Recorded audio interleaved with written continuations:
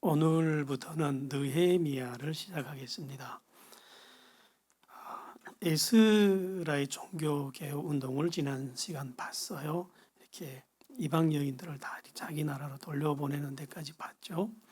그런데 에스라의 종교개혁 운동은 성경만 보면 성공한 것처럼 보입니다. 그런데 모든 이방 여인들이 자기 지역으로 쫓겨간 다음에 가만히 있지 않았다는 거예요. 유대인들의 역사를 보면 이 여인들이 자기 집안으로 돌아가서 모든 세력들을 규합을 해서 이 유대인들을 다시 공격해 왔다는 거예요. 그래서 주변에 있던 이방인들이 막 공격을 해 오는데 문제는 이 유대인들에게 군대가 없었다는 거예요. 군대가 없으니까 속수무책으로 당할 수밖에 없었다는 거예요. 그러니까 이 이방인들은 지멋대로 마음대로 들어와서 약탈하고 뺏어가고 그리고 막 죽이고 포로로 끌어가고 그러다가 성벽을 깨끗이 허물어 놨다는 거예요. 아니 너희는 보호받지 말라고 성벽까지 깨끗이 허물어진 상황입니다. 이거는 정말 충격적인 상태입니다. 왜 이러냐? 마귀가 새로운 하나님 나라가 지금 일어나는 걸 가만히 보고 있지를 못하는 거예요. 할 수 있는 한 모든 방법을 동원해서 지금 방해를 하는 거예요. 왜 방해를 해야 되느냐? 마귀의 입장에서는 다른 평범한 나라들이 이렇게 새롭게 일어난다면 방해하지 않아요. 근데 이 나라는 왜 방해해야 되냐면 메시아를 잉태한 나라잖아요. 이 나라의 근본은 본질은 뭐냐면 메시아를 잉태한 여인이에요. 가만 냅두면 이 메시아가 나온단 말이에요. 이 민족에게서. 그러니까 어떻게 하든 없애버리든지 타락시키든지 그렇게 마귀는 계속 공격을 하는 거예요. 그럼 하나님은 또 가만히 있습니까? 하나님도 움직이시겠죠? 그 페르시아의 궁전에 느헤미야라는 사람이 있었어요. 이 사람이 누구냐? 아닥사스다 왕의 굉장한 신임을 받는 사람이에요. 이 사람이 술 관원장입니다. 우리는 술 관원장이라면 술 따르는 사람으로 알고 있는데 아니에요. 왕이 먹는 모든 음식을 주관하는 사람이에요. 이 사람이 허락이 없으면 왕이 그 연회장이든 식사 자리에 아무것도 못 들어갑니다. 사실 왕을 독살하려고 하면 이 사람이 제일 먼저 죽어요. 그래서 왕은 이 사람을 자기 목숨처럼 사랑해요. 그렇게 신임을 하고 총애를 합니다. 어느 정도 이 사람을 신임을 하냐면요. 그 술 관원장을 딱 이 사람 한 명만 뒀대요. 이 페르시아 왕 아닥사스다가. 그래서 자기가 여름에 여름 궁전을 갈 때면 거기로 데려가고 겨울 궁전 갈 때면 또 거기로 데려가고 어디로 가도 이렇게 그림자처럼 데리고 다니던 사람이에요. 굉장한 신임을 받는 사람이죠.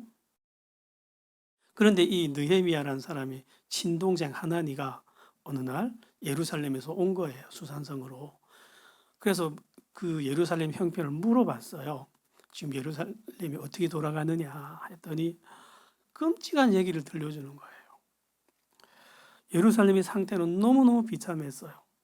성벽은 다 허물어졌고 이방인들이 공격하고 나날이 극심해진다는 거예요. 그리고 수입원이 없으니까 사람들이 너무너무 가난하다는 거예요. 먹고 사는 문제가 해결이 안 돼요. 이런 소식 들은 거예요. 여러분, 옛날에는 성벽이 없다 이게 무슨 말인가 하면요. 그냥 울타리 없다는 말 아닙니다. 우리나라에 군대가 없어졌다고 생각해 봐요. 이 대한민국이라는 나라가 이렇게 돈이 많은데 군대가 한 명도 없어요. 당장 어떤 일이 일어날 것 같습니까? 이건 주변 나라들을 보고요. 쳐들어오라고 부르는 소리나 같아요. 이거는 와서 딱 가져가라는 말이에요. 이건 벌거벗고 주변 나라 보고 공격하라는 말과 똑같은 말이에요. 못 삽니다. 이거 고대 시기에는. 그러니까 이 느헤미야가 너무 원통해 가지고 울어요. 그리고 금식을 합니다. 이 사람은 정말 자기 민족을 사랑하는 사람이고 하나님을 사랑하는 사람이니까 이상 넘어갈게요. 그런데 그 다음날 아침 왕에게 나가서 술을 따르는데 하룻밤 사이에 얼굴이 수척해졌으니까 아닥사스다 왕이 물어요. 너 얼굴이 왜 그러냐? 어디 아프냐? 하니까 예루살렘 상황을 쭉 설명합니다. 이 아닥사스다 왕도 예루살렘에 관심이 많잖아요. 그래서 에스라를 보낸 사람 분이잖아요. 그러니까 아닥사스다 왕도 기분이 안 좋죠. 그러니까 이 느헤미야가 청을 하는 거예요. 나를 예루살렘으로 갈 수 있게 좀 보내달라고. 내가 가서 성벽을 짓겠다고. 그러니까 이 왕이 조건을 걸어요. 네가 다시 돌아온다는 약속만 한다면 내가 보내줄게. 그래서 정말 약속을 하고 이 느헤미야가 예루살렘으로 옵니다. 그러니까 이 왕이 또 그냥 안 보내요. 자기 나라 살림을 관장하는 그 살림 감독 아삽에게 명령해서 필요한 모든 목재를 주라 그래요. 그리고 군대가 없어서 당하고 있잖아요. 그래서 기마 부대를 줘요. 군대 장관까지 보내요. 사실상 이 페르시아란 나라는 유다의 울타리와 같은 나라예요. 이 세계사를 보면 재밌는 게 고대 시기부터 지금까지도 강대국은 항상 하나님이 유다의 울타리로 삼았어요. 지금도 미국이란 나라가 그 이스라엘 나라를 굉장히 보호하고 있잖아요. 고대 이때도 이랬어요. 늘 이랬어요. 하나님은. 그래서 이 느헤미야가 군대들까지 데리고 온 거예요. 기마 부대를 데리고 엄청난 돈을 가지고 또 온 거예요. 그러니까 예루살렘에 있던 유다 백성들은 너무 기뻤던 거예요. 지금 하나님 앞에서 경건하려고 경건 운동을 했다가 이 역풍을 맞아가지고 말할 수 없이 비참해졌는데 이 느헤미야가 큰 권세를 가지고 군대까지 몰고 왔으니까 얼마나 위로가 되겠습니까? 그래서 느헤미야라는 이름의 뜻이 뭐냐면 여호와는 위로하신다라는 뜻이에요. 정말 하나님이 위로의 손길로 도착한 거예요. 하나님도 가만히 안 있죠. 마귀도 가만히 안 있고. 그래서 그 4개월 걸리는 그 먼 길을 달려왔는데 이 느헤미야가 그날 저녁중으로 쉬지도 않고 성벽을 이렇게 둘러봐요. 둘러보는데 말 타고 못 지나갑니다. 얼마나 참혹하게 무너졌는지, 돌들이 사방으로 널려 있는지. 그래서 걸어서 이렇게 시찰을 합니다. 너무 참혹하거든요. 그러니까 느헤미야가 이 사람이 타고난 계획가이고 실천가입니다. 완전히 타고난 지도자죠. 그러니까 이 사람이 그 인구수를 집계를 해요. 어느 집안에 몇 명 살고 다 어느 집안은 몇 명이고 다 계수를 한 다음에 딱딱 구간을 맡겨줘요. 여기서부터 20m는 레위집 파목, 여기서부터 100m는 뭐 유다집 파목 이렇게 해서 딱딱 구간을 맡겨주고 회복해. 다시 성벽 공사를 시작하는 거예요. 돈이 있어야 하죠. 그래서 주 태수를 찾아가는 거예요. 우리식으로 하면 도지사를 찾아가는 거예요. 왕의 명령이 있잖아요. 왕이 명령서를 줬거든요. 이 사람이 하는 일을 방해하지 말라고, 도와주라고. 그래서 그걸 가지고 가서 태수한테 가서 성벽 공사 일체를 받아내요. 그리고 와서 성벽 공사를 다시 시작하는 거죠. 그랬더니 주변에 있는 사마리아인들이 가만히 있지 않아요. 저것들이 성벽을 짓고는 반역을 하려고 한다고 끝도 없이 헛소문을 내고 또 상소문을 올리고 그러겠죠. 근데 이 나라 지금 뒤를 봐주는 사람이 누구죠? 왕이잖아요. 아닥사스다 왕이 뭐 끔찍도 안 하죠. 그런 거. 그래서 그냥 이렇게 성벽 공사를 하니까 이 주변에 있던 이 부족들이 아람 사람, 암몬 사람 이런 사람들이 군대를 만들어요. 군대를 만들어서 공격해 오려고 준비합니다. 또 실제로 공격해 오고 어떻게 하든 성벽 공사가 진행된 걸 방해하려고 합니다. 그러니까 이 느헤미야가 젊은이들은 다 빼요, 공사장에서. 그래서 창과 방패를 들게 해서 방어 군대를 만들어요. 그리고 나머지 절반으로는 공사를 강행을 합니다. 얼마나 공사를 강행을 하고 티 몰았는지 새벽별을 하고 같이 깨난대요. 그리고 저녁별을 보면서 퇴근해 갔대요.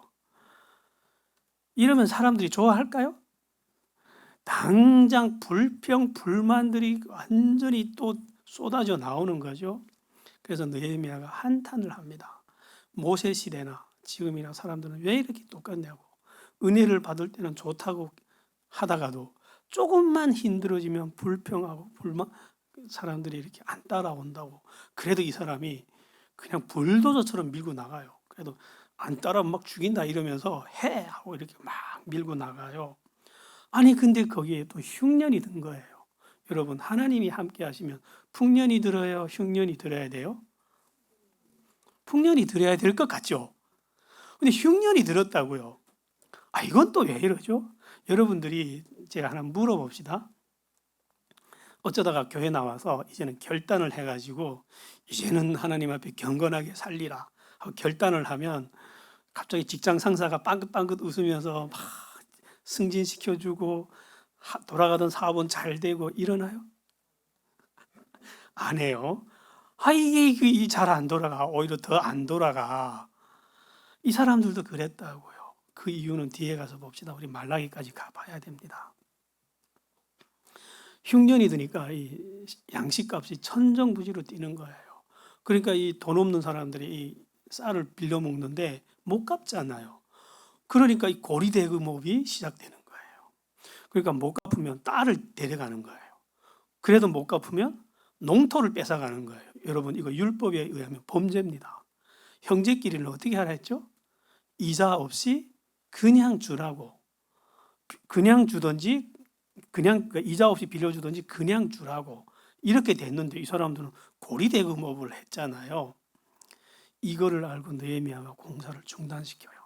그리고 다 모여라 해가지고 집회를 하는데 이 고리대금업을 완전히 성토를 해버려요. 너희들이 하나님 앞에서 이룰 수 있냐고. 그래가지고 이때까지 그 빈문서 몽땅 태워버려요. 이제부터 돈 빌린 사람이 갚는 게 죄다 이래가지고 갚지 마 해가지고 몽땅 가난한 사람들을 그 빚에서 다 해방시킵니다. 그러면서 또 공사를 밀고 나가요. 그렇게 해서 52일 만에 공사를 완료했대요. 이야, 여러분, 제가 그 예루살렘 성벽 가봤거든요. 그때 성벽인지는 모르겠는데 성벽 공사라는 게 제가 눈으로 봐도 이거 대단한 공사입니다. 근데 52일 만에 마무리했다고요. 뭐 2달도 안 돼서 이 사람이 대단한 정말 실천가죠. 그렇게 해서 밀고 나가서 성벽 공사를 마무리했어요. 그러니까 잠잠해지는 거예요. 성벽이 서니까 시도 때도 없이 쳐들어오던 강도때, 도둑때 이런 것들이 다 조용해진 거예요. 불평하던 사람들도 다 조용해지고 사람들이 그때야 또 기뻐서 막 좋아합니다. 그렇게 한다면 인구수를 계수를 해봤더니 노예들까지 해서 한 5만 명 정도 되는 사람들이 나타났습니다. 그래서 이 새 나라를 5만 명 정도 되는 사람들이 하나님이 새 나라를 다시 일으키기 시작하는 거예요. 8장 넘어갈게요.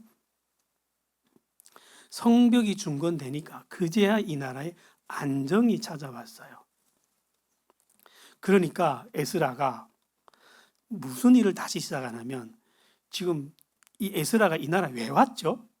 그 바벨론의 부귀 영화를 다 버리고 이 나라 왜 왔죠? 이 사람이 성경 가르치려고 왔잖아요. 근데 먼저 이 성경 가르칠 새도 없이 이때까지 아내들을 다 뜯어놨다가 전쟁하느라고 못 가르쳤단 말이에요. 이때까지. 그래서 느헤미야가 와서 이제 성벽 공사도 하고 안정이 되니까 그때부터 시작하는 거예요. 야, 성경 배울 테니까 다 와라 해서 물의 문이라는 광장에 이 한 5만 명 되는 사람들 다 모아놓고 가르치기 시작하는데 소년까지 다 모아놨대요. 왜? 말을 듣고 이해할 수 있는 사람은 다 모아놨대요. 그리고 가르치는데 알아듣기 쉽게 가르쳤더니 어떤 일이 일어났냐면 사람들이 다 아멘 아멘 해요. 일단 이해가 되니까. 근데 이걸 다 배워봤더니 이 사람들이 대성통곡합니다. 왜 통곡하냐면 자기들이 왜 이렇게 끔찍한 재앙을 당했는지가 보이거든요. 이스라엘의 민족의 재앙은 성경을 가르치지 않아서 당했거든요. 이게 보이니까 너무 억울하고 원통해가지고 우리가 이 하나님의 말씀을 읽었더라면 이렇게 되지는 않는데 이것만 읽었더라면 나라가 이렇게까지는 되지는 않는데 그게 너무 원통해가지고 다들 대성통곡합니다. 여러분 우리가 일본한테 36년을 당하고 지금도 이를 갈잖아요. 근데 이 사람들은 몇 년 당했다고요? 나라를 만들어서 지금까지 1000년을 당했다고. 1000년의 한이 그냥 다 올라와가지고 다들 엉엉 울어요. 너무 억울하거든요. 이렇게 크신 축복을 줬는데 하나님은 그걸 몰라가지고 이거를 안 가르쳐가지고 이거를 안 배웠기 때문에 우리가 이렇게 혹독한 운명 속에서 당했다고. 그래서 우는 거예요. 울다가 또 이 사람들이 막 찬양을 해요. 이건 왜 또 이러냐? 울다가 보니까 정신 차리고 보니까 이런 게 보이는 거예요.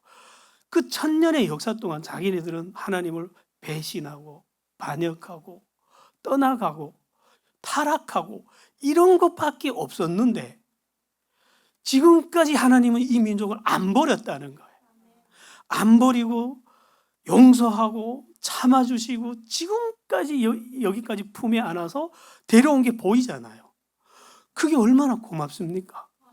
그 신실하신 하나님이 보이니까 그 하나님을 찬양하면 또 울어요. 여러분, 이게 뭔지 아세요? 이게 신앙입니다.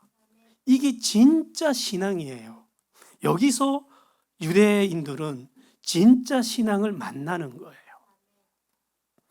여러분, 이때부터 유대교가 만들어졌어요. 여기서부터 유대교가 출발을 해요. 사실상 어떤 학자들은 바벨론에서 출발했다는데 물론 잉태는 거기서 했겠죠. 거기서 정신 차렸으니까. 그러나 정식 출발한 건 여기입니다. 왜? 어떤 종교든 경전이 있어야 출발하거든요.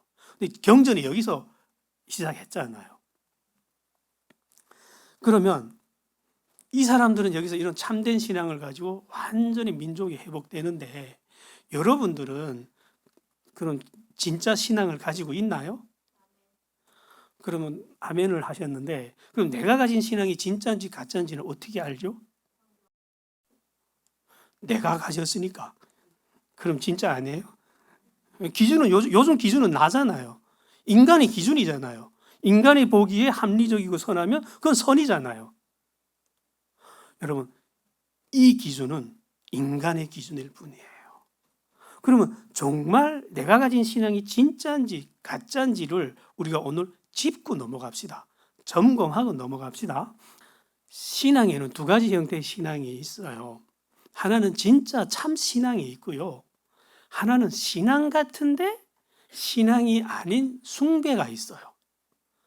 이 두 가지를 구별해 봐야 되겠죠. 그럼 숭배가 뭐냐? 이거 북한 사람들이 잘 알아요. 해봤으니까. 북한에서 이거 실컷 해보다 왔거든요. 숭배가 뭐죠? 숭배는요, 자기가 믿는 존재에 대해서 눈을 감고 따라가는 걸 보고 숭배라 그래요. 자기가 믿는 존재에 대해서 정말 그런지 알아보지도 않고 무턱대고 따라가면 그건 숭배라 그래요. 우상들은 본질은 뭐냐면 그래봤자 돌멩이 깎아놓은 거고 나무를 깎아놓은 겁니다. 이것들은 팔다리도 없고 입도 없어서 말도 못해요. 이게 우상의 본질입니다. 그런데 우상 숭배하는 사람들이 이런 거 따져요? 야, 쟤는 말도 못해. 다리도 없어. 너를 구원 못해. 듣던가요? 돼지머리 놓고 엎드려서 절을 하는 사람 서울대 나오고 절을 하는데 야, 돼지머리가 네 이 내일의 은행이 잘 될지 못 될지를 해결 못해. 믿던가요? 무턱대고 눈 감고 따라가는 거예요. 전혀 알려고도 안 해요. 그냥 맹목적으로 믿고 따라가는 거예요. 주변에서 그렇다 하더라. 그럼 그렇겠지. 그래서 성경은 저들을 보고 우상을 믿고 따른다 안 해요. 우상을 숭배한다 그래요. 왜? 무턱대고 눈을 감은 것처럼 따라가니까 그건 숭배지 신앙이 아니거든요. 믿고 따를 만한 아무런 증거도 없는데 아무런 이유도 없는데 맹목적으로 따라가는 거예요. 우리가 북한에서 그랬잖아요. 김일성이 우리에게 정말 나라를 부강하게 해주고 이 밥에 돼지고기국을 먹여줄 능력도 없었고 걔는 처음부터 사기꾼이었거든요. 그리고 그렇게 해줄 마음조차 없었어요. 자기를 칭송하는 백성을 300만 명씩이나 굶어 죽이면서도 눈썹 하나 깜짝 안 하는 게 그 사람의 마음이었잖아요. 그런데 우리는 그거를 신처럼 보시고 충성했다고요. 완전히 눈 감고 따라갔죠. 지금은 증명이 된데도 따라가잖아요. 다시 물어볼게요. 숭배라는 게 뭐라고요? 자기가 믿는 존재를 어떻게 따라간다고요? 눈을 감고 무턱대고 따라간다고요. 그런데 하나님을 믿고 따르는데도 이렇게 따라가는 사람들이 있다는 거예요. 그냥 무턱대고 믿습니다 이러고 그냥 따라가는 거예요. 신앙 좋죠. 니는 100번씩이나 읽었다는 게 그래? 나는 한 장도 안 읽고 이렇게 믿는데 말이야. 그런 신앙이 뭐죠 그러면? 그런 숭배란 게 뭔지 배웠어요 우리가. 그럼 신앙이란 건 뭐죠? 숭배를 뒤집어 놓은 게 신앙이겠죠. 신앙이라는 건요, 자기가 믿는 존재를 바라보면서 눈을 감는 게 아니라 바라보면서 따라가는 걸 보고 신앙이라 그래요. 정말 그런가 하고 딱 쳐다보면서. 그래서 신앙이란 건요, 하나님을 바라보면서 따라간다는 거예요. 근데 하나님은 안 보이잖아요. 자, 물어봅시다. 본다는 게 뭐죠? 아, 이러면 또 짜증나죠. 보잖아요, 여러분들이. 본다면서요. 그래서 나는 봐. 그러면서 예수님이 나한테 와. 내가 눈을 열어줄게 하면 우리 본다고 하고 안 오잖아요. 그럼 본다는 게 뭐죠? 자, 본다는 거는요, 알고, 그 아는 것을 경험한다는 말이에요. 이 김성근 목사가 말을 하니까 아멘 안 나가죠? 이거 누가 한 말이냐면 공자가 한 말이에요. 이러면 나도 그런가 보다 이러겠죠. 제가 아직 힘이 없어가지고 공자의 입을 빌어서 말을 할게요. 본다는 말은요, 알고 자기가 아는 것을 어떻게 한다고요? 그대로 경험을 하는 걸 보고 본다 그래요. 그래서 아는 것만큼 경험만큼 보아낸다 그러잖아요. 그래서 사람마다 보아내는 깊이가 다르겠죠. 그래서 하나님을 본다는 것은 무슨 말인가 하면요, 하나님에 대해서 배워서 안다는 거예요. 그 하나님을 경험을 한다는 소리예요. 그럼 어떻게, 그러면 이 맹목적으로 신앙생활 하는 사람들은 이렇게 말을 해요. 인간이 어떻게 하나님을 아냐고. 그 신비로운 하나님을. 예, 맞아요. 인간은 하나님을 다 알 수 없어요. 그러나 알려준 만큼은 알아야 되고 배워야 됩니다. 계시해 주신 만큼은 배우라고 기록해 줬단 말이에요. 제발 좀 배우라고 자기 아들을 십자가에 달아 죽이면서까지 기록해 줬다고요. 근데 그건 덮어놓고 쫙 치워버리고 믿습니다. 하나님, 야, 쟤 날 잘 믿는다. 인정해 줄까요? 정말 그분이 존재하는지 보이지 않는 분이기 때문에 정말 존재하는 거 맞아? 그래서 우리 교회 그 초신자, 새신자 교육이 1강이 뭐죠? 하나님이 있습니다. 이거부터 가르치잖아요. 정말 있는지부터 배우고, 있다면 내가 믿고 의지할 수 있는 존재가 맞는지, 나를 사랑하는지 이런 거 알아야 되잖아요. 사람이 있는데 나하고 아무 관계 없으면 그거 왜 믿고 따라가요? 그래서 내가 믿는 것이 옳다는 증거를 가져야 된다는 거예요. 그래서 내가 그 믿을 만한 증거가 있다면 정말 신뢰하고 충성하고 하면서 따라가는 거 보고 신앙한다 그래요.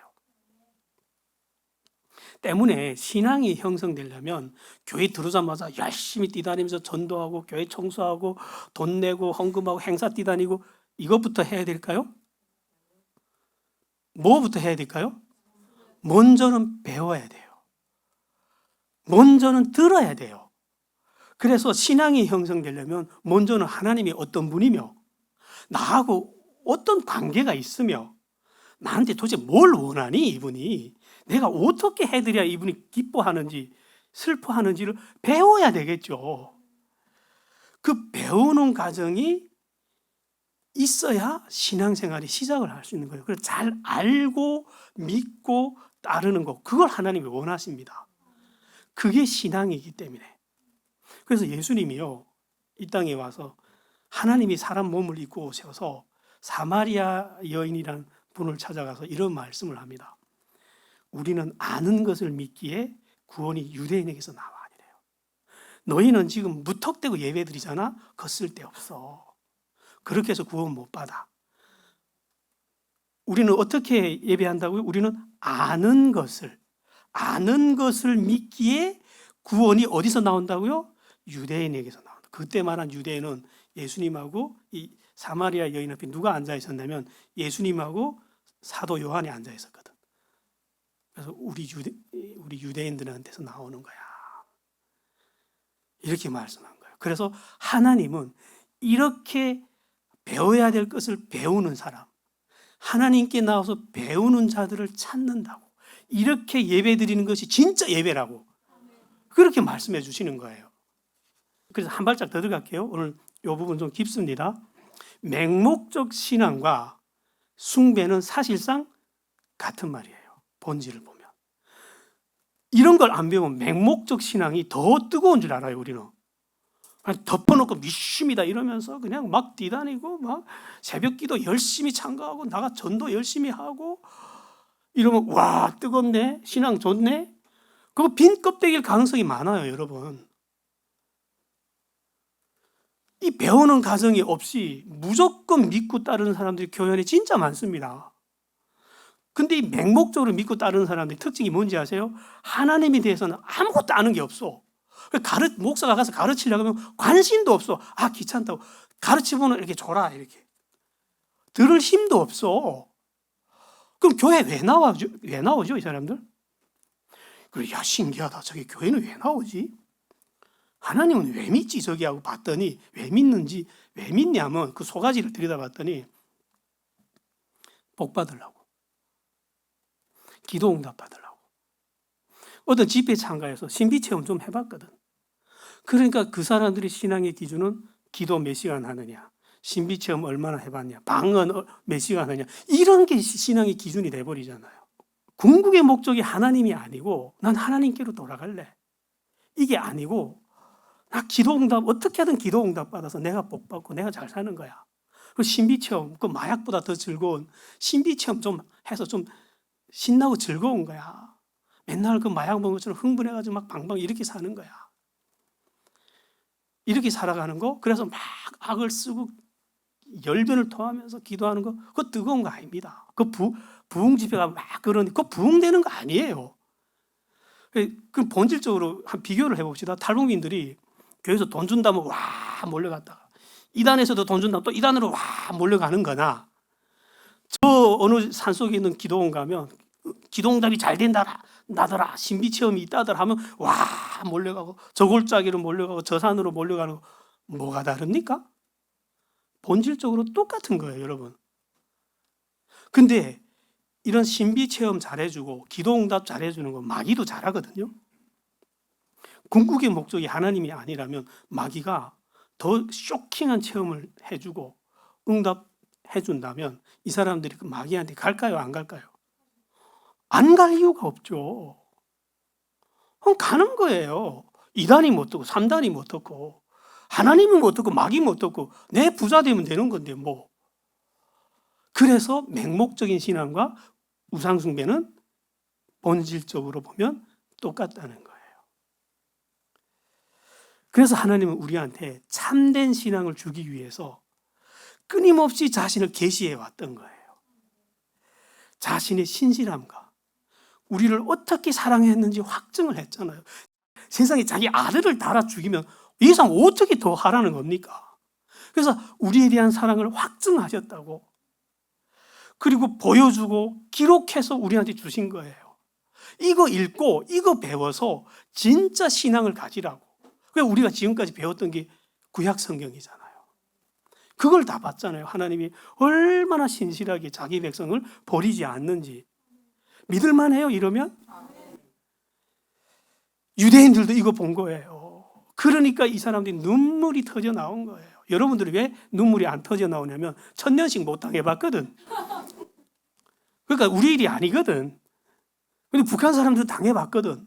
1907년도에 하나님이 우리 민족에게 하나님의 백성, 하나님의 나라라는 정체성을 줬는데 그 자리에다 김일성을 꽂아놓는 바람에 지금도 당하고 있잖아요. 억울하고 원통하지 않나요? 여러분, 경배라는 게요, 무서워서 막 환영하는 거, 그거 경배 아닙니다. 하나님이 나를 이렇게 안 하면 저주와 재앙을 내리고 복을 안 줄까 봐 막 뜨겁게 기도하는 그 경배 아닙니다. 그거 우리 북한에서 많이 해봤어요.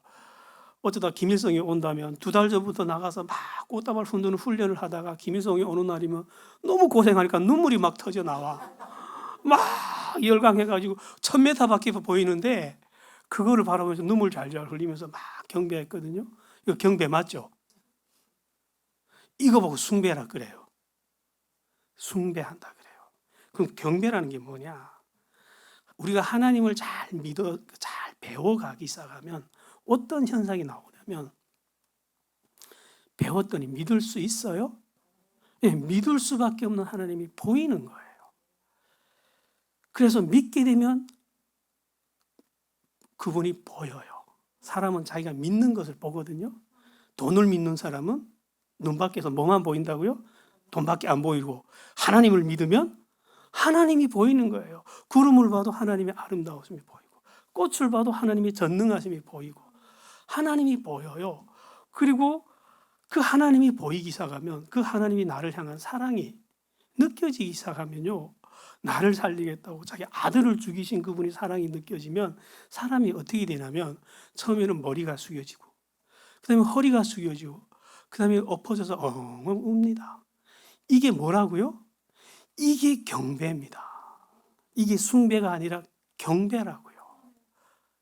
하나님은 이런 경배를 원해요. 그래서 우리는 아는 것만큼 믿을 수 있고요, 믿는 것만큼 볼 수 있고요, 보는 것만큼 누릴 수 있어요. 이게 신앙입니다.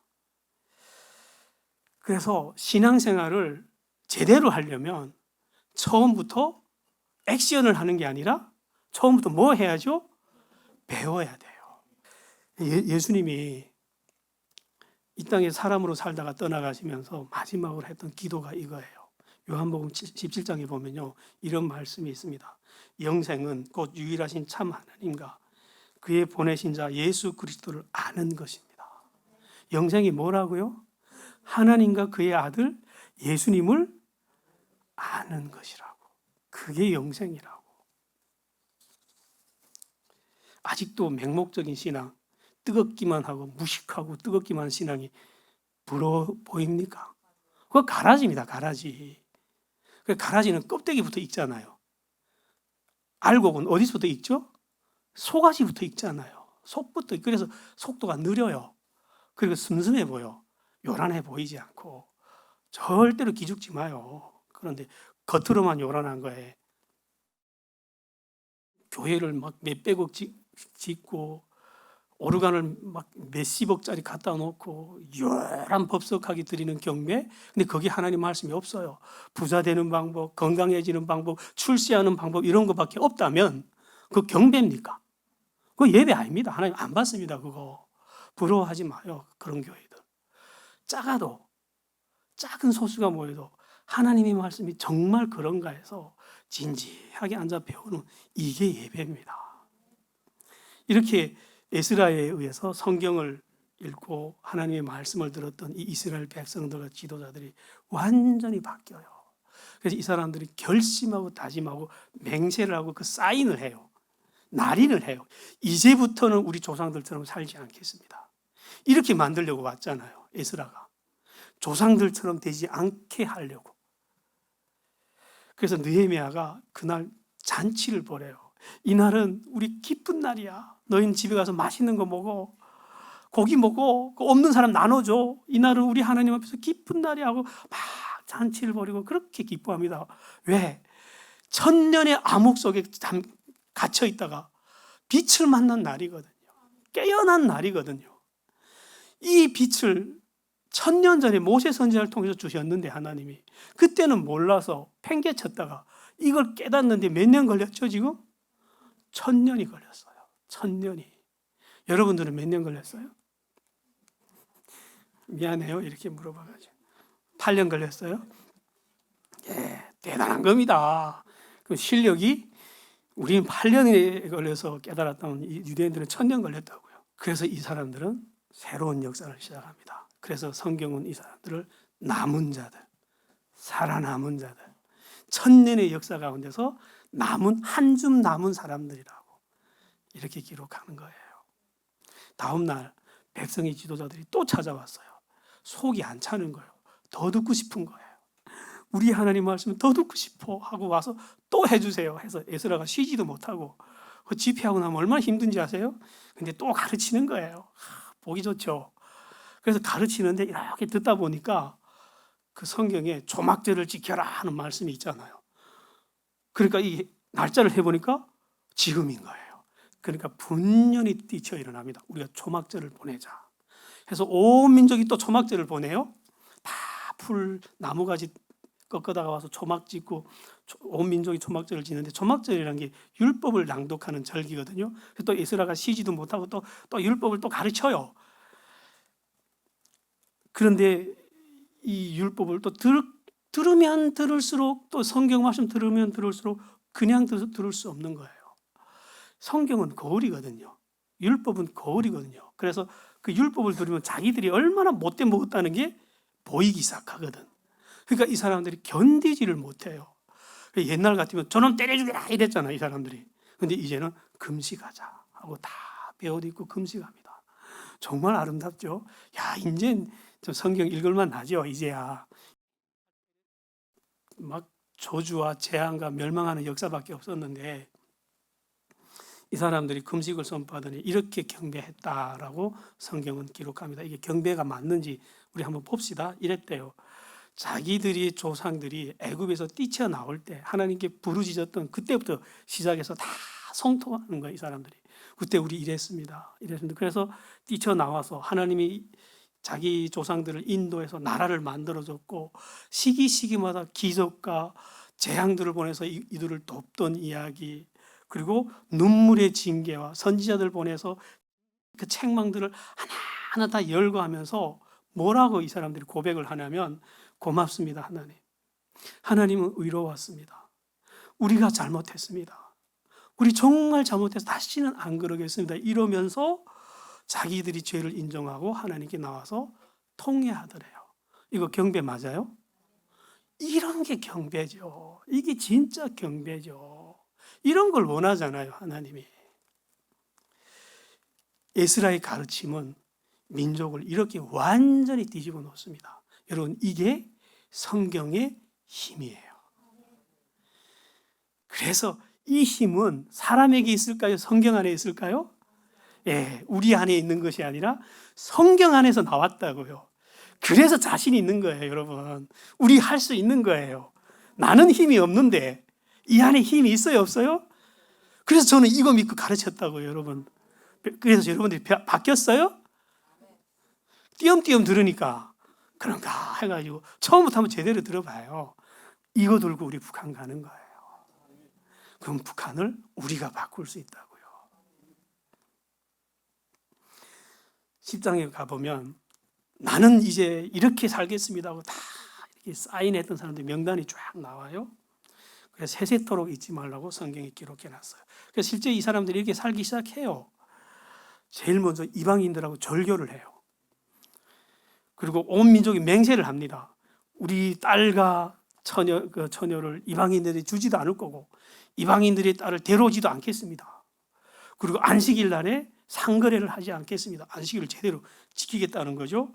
그래서 이 개혁운동이 온 나라로 쫙 퍼져나가요. 완전히 바뀌었죠.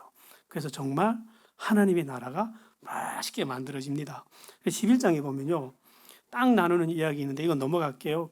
우리 땅 없어요. 그래서 그 유대인들이 땅이라서 안 읽어도 돼요. 이거는 12장 가면 성벽 봉헌식을 해요. 봉헌식을 하는데 성문에서부터 성전까지 에스라 제사장이 이렇게 걸어 나가면 뒤에서 지도자들과 백성들이 막 북치고 꽹가리 치고 노래 부르며 따라가는데 거기에 하나님이 하늘에서 큰 기쁨이 임했다라고 기록해요. 하나님 기뻐해요? 너무너무 기뻐하시죠. 그래서 그때 즐거워하는 소리가 하늘에까지 사무쳤대요. 보기 좋죠. 느헤미야가 이 스룹바벨 성전이 제대로 운영될 수 있는 제도를 만들어 놓습니다. 모든 사람들이 11조를 낼 수 있게 그 11조를 거두는 창고를 지어 놓고, 그리고 규정을 만들어놔요. 레위인들은 얼마 주고 제사장들은 얼마 주고. 그래서 이 성전에서 찬양하는 사람들까지도 봉급을 넉넉하게 받았대요. 그래서 이 느헤미야가 있는 동안에는 잘 돌아갑니다. 정말 하나님의 나라가 모델 국가 맞게 잘 운영이 됩니다. 오늘은 여기까지 하겠습니다. 결국 이 나라를 온전히 세운 힘은 어디서 나왔죠? 성경에서. 근데 그 성경이 지금 우리에게 있어요. 근데 우리 앞에만 있으면 그냥 책이죠. 근데 우리 마음에 있으면 그때부터 성경인 거예요. 여러분들은 대단한 사람들이 된 거예요. 이거 들고 우리 북한 갑시다. 여러분 자녀들한테도 그렇게 가르치세요. 제 딸은 간대요. 네, 간대요. 어려서부터 북한 간대요. 사업을 해도 북한 가서 사업하겠대요. 가서 이렇게 신앙을 자기가 할 수 있는 데까지 하나님 전하면서 살겠대요. 여러분들도 이렇게 하면 안 될까요? 그렇게 삽시다. 우리 너는 남한 사람이야 이러지 말고 우린 북조선 사람이야 이러면서 다시 가야 돼. 이거 들고 가야 돼. 기도합시다. 하나님이 우리에게 주신 놀라운 이야기들을 우리가 봅니다. 이 이야기들을 통해서 우리가 진정으로 믿을 수 있고 진정으로 따를 수 있습니다. 진정으로 주의 백성들이 되는 삶을 살 수 있습니다. 감사합니다. 이렇게 살게 해주셔서 이 한 주도 그렇게 살겠습니다. 예수님 이름으로 기도했습니다.